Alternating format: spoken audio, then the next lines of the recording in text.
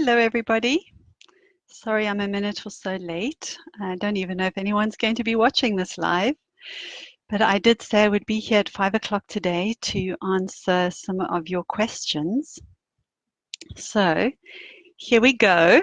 I hope today, wherever you are in the world, whatever time of the day it is, whatever the weather is, I hope that you're having a gentle day. I have. It's been sunshine for the whole day, and so I've really been enjoying that. All right, so what I'm going to do is just what I've done is I've made a list of all the questions that I received both by email but also in the group, and I'm going to respond to all of these anonymously because this video is going to be downloaded and uploaded elsewhere so that people who are not on Facebook can also access this. All right, so the first question that I got asked is, what's the best way to tackle those mindless moments where you don't even realize what you're doing until you've got to the bottom of the bag of crisps or chips, as you'll say in America? So the first thing I'd say is that you can only be mindful. So you talked about being those mindless moments. So what we want is mindfulness, but you can only be mindful with awareness, right? Mindfulness is really about cultivating our awareness with kindness. So that would be the first thing to say, would be to have a consistent mindfulness practice, preferably daily, so that you're intentionally building up that awareness muscle. And you could also do it in a more informal way. You could set an alarm that goes off randomly in your day. I have something called a mindful bell or mind bell, and it's called mindful bell, I think. And you can set it to go off randomly, and it has a lovely tone that just, sort of like a Tibetan bell kind of tone. And whenever it goes off, you can just bring yourself back to now. Just notice what's going on for you in your body, how you're feeling, what you might be thinking, what you can hear, smell, see, anything, any of those sensory components. Just bring your mind to that. And with a practice of doing that and the sitting meditation, your ability to sustain awareness will increase markedly. It really will. And so that'll reduce the chances of that happening. But I think there are a couple of other things to think about when it comes to this thing that you mentioned in particular, about getting to the bottom of the bag of crisps. And what I would say is we need to think about what makes mindfulness more difficult, what makes it more difficult for us to sustain our awareness on the food, because that's what you were talking about. And I would say what makes it difficult to sustain our awareness is when we are doing several other things or even one other thing at the same time. So we're watching TV, or we're on our computers, or we are scrolling social media, or we might be involved in a sort of a conversation with somebody. And that's not to say we shouldn't eat in these circumstances, but it does make it much more difficult to sustain awareness in those kinds of situations. So practicing eating on its own will help you to stay more aware. And if you have that intention to stay aware and be with the experience of eating when you're eating, then you will radically reduce the that kind of mindless eating. Okay, I hope that helps. All right, so the second question I had was asking for some encouragement and discussion around mindfulness and how mindful eating is such a good practice. That is quite a big question. And so, well, to me, I would say mindfulness is just an immensely supportive practice, not just in terms of our relationship with food and our bodies, but with regard to how we are being in our lives and being in the world. When we practice mindfulness, it encourages the cultivation of certain attitudes, non-judgment, acceptance. so close cousins of each other. Letting go or letting be, trust, patience, and non-striving. So not trying to be anywhere you're not trying to create any kind of result. So I would encourage you to think about those attitudes that are cultivated as we practice mindfulness, and ask yourself how you think those things would benefit you in your life. Because when we know what potential benefits there would be for us, we're much more likely to practice that thing, right?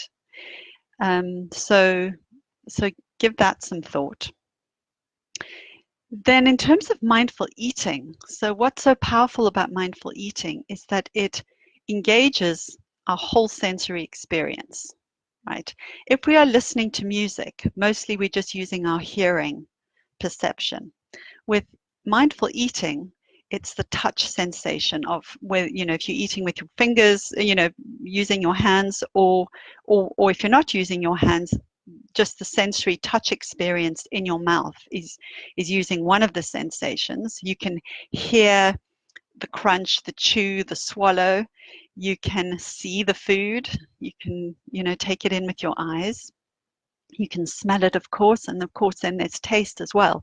So all of the sensations are involved in the process, or potentially can be involved in the process of eating if we're paying attention. And then what mindfulness also does is invites us to check in, to be aware of our internal landscape, our hunger, our fullness, our satisfaction, but also any thoughts and feelings that are happening at the same time. So if we have an intention to practice mindful eating, there are all these different aspects of things we're going to be paying attention to. And that is going to be so helpful because, first of all, you can know whether you're enjoying something, if it really is satisfying you. And when you stop enjoying it, it really isn't that hard to stop eating it. As long as you've let go of all sorts of other thoughts about, I'm going to start my diet tomorrow, or that I shouldn't be eating this, so let me eat it all now. As long as all those thoughts are, as long as you're aware of them, and then you just say, I'm letting those thoughts go, then you can come back to the actual enjoyment of the food. Does that make sense? I hope it does. The other thing about mindful eating is that it, if you've been a dieter, somebody who's been fighting with food in your body for such a long time, what mindful eating really does is gives us an opportunity to experience gratitude and pleasure and joy through eating, which is something that, when we were on that dieting roller coaster, is actually taken away from us. So there's a lot more to say, but I hope that that's helpful, at least. Let me just check my... oh, hi there, Nicola. So nice to see you. And Jen, nice to see you too. Okay, the next question. All right, so this person had a question about how to balance intuitive eating and a medical condition. And what this person said was that they have an anal fissure that has been on and off for a while, and it's making the peacemaking process with food much harder, because lots of their eating is out of, well, there's fear around re-tearing of this anal fissure. So it makes it kind of difficult to really have what you want, what you might feel like eating, because you're worried about the fiber content. Is this going to re-trigger this condition or not? So I'm going to be a bit general about this answer because number one, I'm not a doctor or a dietitian, and so these sort of specific conditions are definitely not an expertise for me. But we all sometimes, not all, but many of us will have conditions that might be improved or might be affected in some way, either positively or negatively, by what we are eating. You might have allergies, you might have all sorts of conditions. And so the first thing that I would say is really to have compassion for yourself, because it's hard. It's hard enough having a condition right? That's difficult to bear. And then it's on top of that, having to be, more selective or careful around what you're eating in order to support yourself with the condition is also hard, right? You can't be as sort of free, perhaps, as other people. But I do want to say that it's always your choice. And I think sometimes we maybe we need to balance the benefit of eating in the way that will support the condition, weigh it up against the benefit of just having exactly what you want in that moment. And part of that consideration is going to be, how much of a risk is this? If you're a celiac and you feel like having, this fresh sourdough bread, right, it's probably going to have quite a radical impact on you pretty immediately. Whereas for me, I've recently found out that I'm sensitive to chocolate, or become sensitive to chocolate. And in fact, I thought I was allergic to it a few months ago because it actually made me throw up. And I thought, okay, well, that's it. I'm out of here because that was terrible. And I'm not going to keep doing that. I'm not going to keep eating chocolate, which I love, if it's going to make me throw up every time and make me have to go to bed for like 2 hours. So, I made that decision that wasn't something that I was going to do. But eventually what happened was I thought, yeah, let me try this kind of chocolate. Let me try that kind of chocolate, tiny little amounts to see. And so what I've figured out now is that there's a certain amount and a certain type of chocolate that isn't going to trigger this violent reaction in my system. And so I can now eat chocolate, but I'm just being very specific about what kind of chocolate I'm going to eat. And, I used to get really bad eczema. And so I needed to kind of figure out, where's my threshold around certain foods that trigger things. And then sometimes, you might make a choice that is actually, I do want that thing. And you then accept the potential consequences, because until you've had it, you don't actually yet know what the consequences are going to be, right? But I would say compassion is key to this whole piece. And the other thing that I just wanted to say quickly is that intuitive eating really is about listening to your body.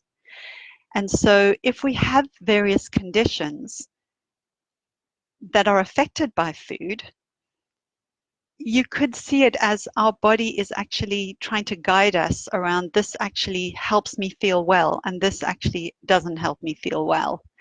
But we have also got in there our minds and our taste buds that want certain things. And so I think with the mindfulness, with the awareness, and with the compassion, we can gently make a decision that would feel good to us. I hope that makes sense. Hi, Nicola. Okay. Next question. By the way, if you're watching this and you've got a question you want to pop in the box, then do. I'm going to try and get through all of these before the next 15 minutes, and hopefully I can answer some more questions if there are any more. All right. So now this question, I had a little laugh when I read it, because I thought that's kind of, to answer this in a few minutes is not so easy, but I'll do the best I can. So here's the question. How do I completely let go of dieting, diet mentality, and give full permission to eat all foods without feeling guilty of punishing ourselves? How do we? Okay. All right. So there are two main fronts, should I say, that we need to work on. The one is the internal work that we need to be doing. This is around our own thoughts and feelings, around food, around bodies, around our own body image. And then there's also internal work to do, but it's our relationship with the external. So it's our relationship with the culture, which is fat phobic. Oops, sorry, I've lost my place here. yeah, it's our relationship with the culture, which is fat phobic, which is very healthist, and operates in a paradigm of capitalism, which wants us to feel bad about ourselves because that's how money can be made. I'm sorry to be cynical about it, but that is how I see it. So we need to work on really on our thoughts and our feelings. We need to get, in terms of being able to do this, we need to become much, much, much more aware. Because really, without awareness, we don't really have anything to work with, right? And this is why the practice of mindfulness is so, for me, such a foundational, crucial, important aspect of doing this work, because it develops our capacity for awareness. We can become aware of, oh yeah, that's a thought about weight loss. That's a thought about my body and how it looks, or that's a thought about me being disgusting to look at, or that's a thought about, I can't get away with this, or whatever. When we are able to recognize the kinds of thoughts we're having, we have some power, right? That's when we can start to challenge the thoughts, the diet mentality thoughts. The only reason you're dieting is because you have diet mentality, and because you have a load of beliefs about your body,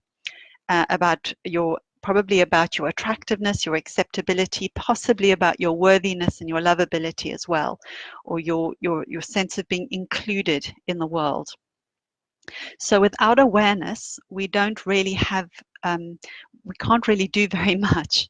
So that would be the first thing that I would say is quite crucial. And then in terms of the guilt, in giving yourself permission to eat what you want, again, it's the awareness. When you're aware of the thoughts that are happening, and you're aware of the dieting mentality, you've got a choice to make, which is, where do I want to invest my energy in the world or in my life? Do I want to invest my energy in trying to shrink my body to comply with a standard that is out there, that is a construct? It is something that has been made up. It isn't a real thing, right? It's not a real thing. It's just made up. It's been made up in the culture. So do I want to invest my energy in that? Or is there something else that's more important to me? Is my freedom more important? Is my autonomy more important? Is anything literally, that you might want to do more important than that? And then you make a choice around what your next action is going to be.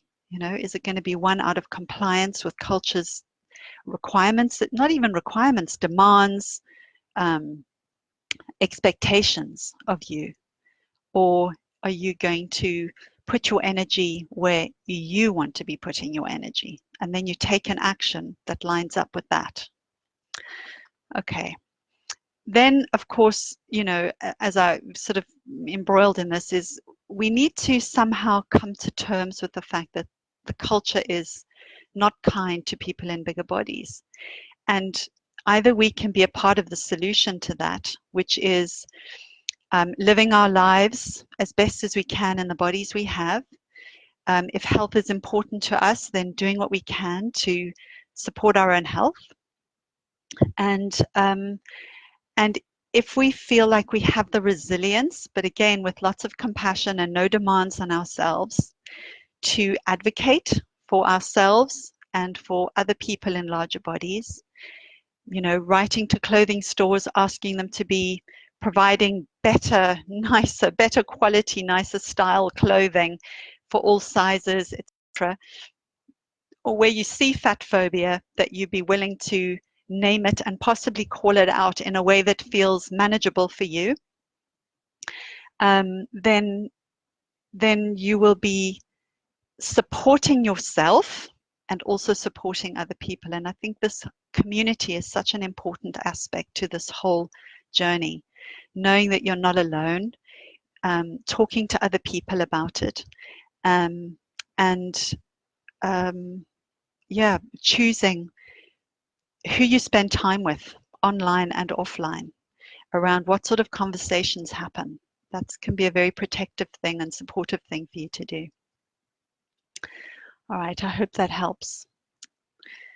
So this person talked about having hung a full-length mirror in their bathroom and having got a glimpse of their legs, and the thought was, how could you let yourself go like that? And the question was, how do you shut up that nasty voice? Well, again, I'm going to be a bit boring and repetitive and say the first thing is compassion. So having compassion for yourself, that you're suffering in that moment, and that something like regarding seeing your own reflection is a painful thing, and bringing some kindness to that.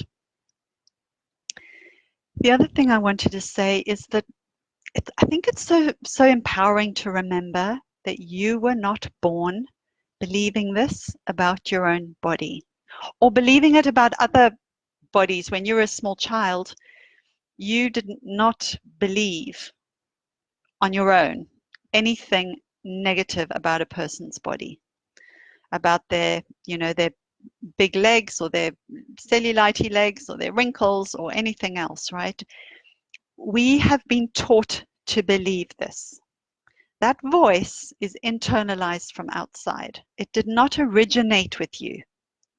I think it's so helpful to remember that, because it's not yours. It's from outside. So a good question to ask yourself is, who stands to benefit when I tell myself this? Who stands to benefit? Certainly not you. If anything, somebody stands to make money out of your dissatisfaction with your own body.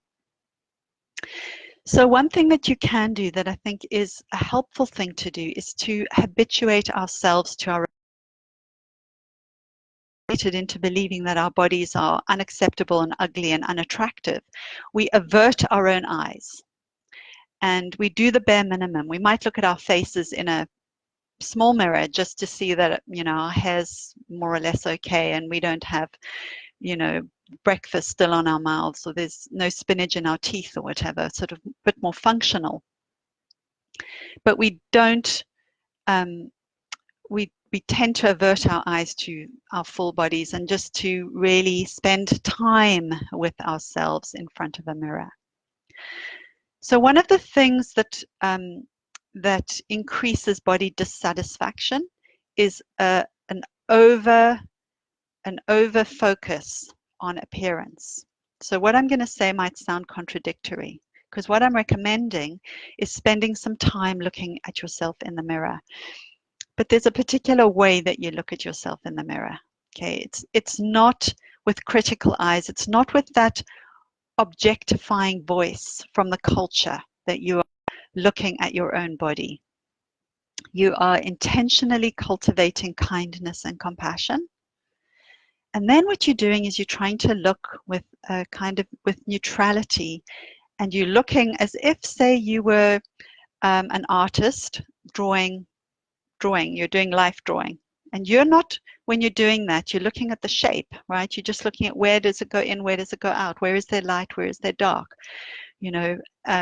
So if you're an artist, try and look at yourself with through the eyes of an artist. And if you're not, you could think about looking at yourself through the eyes of an alien, or looking at yourself through the eyes of a small child who doesn't have very much language, and certainly doesn't have judgmental language.